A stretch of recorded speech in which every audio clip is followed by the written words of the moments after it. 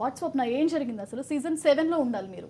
అంటే యాక్చువల్గా అందరికి తెలిసినంత వరకు సీజన్ 7 లో లేరు, కానీ సీజన్ 7 అయిపోయిన తర్వాత కొన్ని గొడవలు మీకు జరిగిన బిగ్ బాస్ 7 కి సంబంధించి ఇప్పుడు తెర మీదకి వస్తున్నాయి. అసలు ఏం జరిగింది? బిగ్ బాస్ సీజన్ 7లోకి పంపిస్తాను అని చెప్పేసి తమ్మాలి రాజు అని ఒక పర్సన్ నా దగ్గర 2,50,000 రూపాయలు తీసుకున్నారు. సో అది కూడా ఓన్లీ కాస్ట్యూమ్స్ అండ్ పిఆర్ కోసం. ఆల్రెడీ మీరు సెలెక్ట్ అయిపోయారు, మీ ప్రొఫైల్ కూడా వచ్చింది అంటే నేను సత్య అని ఒక పర్సన్ని మీట్ అయ్యాను అనమాట. నేను ఇలాగా 7లోకి వెళ్ళాలనుకుంటున్నాను అని చెప్పి. సో అప్పుడు తను ఏమన్నారంటే, నాకు రాజు అనే పర్సన్ మంచి వ్యక్తి, అతను నిన్ను ఎలాగైనా పంపిస్తారు అంటే, నేను రాజు అనే పర్సన్ని కలిసిన తర్వాత నా ప్రొఫైల్ ఇచ్చాను. యాంకర్గా 10 years నుంచి చేస్తున్నాను, 2 moviesలో చేశాను. అప్పటికి సేట్జీ ఒకటి రిలీజ్ అయింది, మిస్టరీ మూవీ ఇంకా రిలీజ్ అవ్వలేదు. సో తను ఏమన్నాడంటే, ఓకే ప్రొఫైల్ అయితే వెళ్ళిపోతుంది, నేను పంపించే బాధ్యత నాది, కానీ కాస్ట్యూమ్స్ కోసం ఆ తర్వాత నీకు పిఆర్ కోసం 5 లక్షల రూపాయలు అవుతాయి, ముందైతే 2,50,000 కట్టండి అని నాతో అమౌంట్ కట్టించుకున్నారు.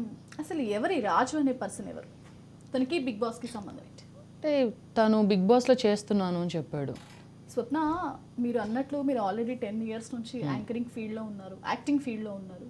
మీకు ఆల్రెడీ బిగ్ బాస్లో జరిగిన కొంతమంది కంటెస్టెంట్స్తో పరిచయాలు ఉంటాయి. బట్ ఎలా నమ్మారు ఇతన్ని మీరు? అంటే నన్ను ఎవరైతే నాకు సత్య అనే పర్సన్ నాకు పరిచయం చేశారో అతన్ని నమ్మాను ఫస్ట్ నేను. సో సత్య గారిని ఎలా నమ్మాను, అతన్ని కూడా అలాగే నమ్మాను. ఎందుకు అని అంటే, నేను హైదరాబాద్లో ఉండుంటే ఆ పర్సన్ గురించి నాకు తెలిసేది. నేను ఖమ్మంలోనే ఉండేదాన్ని కాబట్టి, నేను హైదరాబాద్ వచ్చి ఒక 1 year అవుతుంది. సో అతన్ని అంటే బిగ్ బాస్ మీద ఉన్న ఇష్టం, పిచ్చి అలాంటిది అనమాట.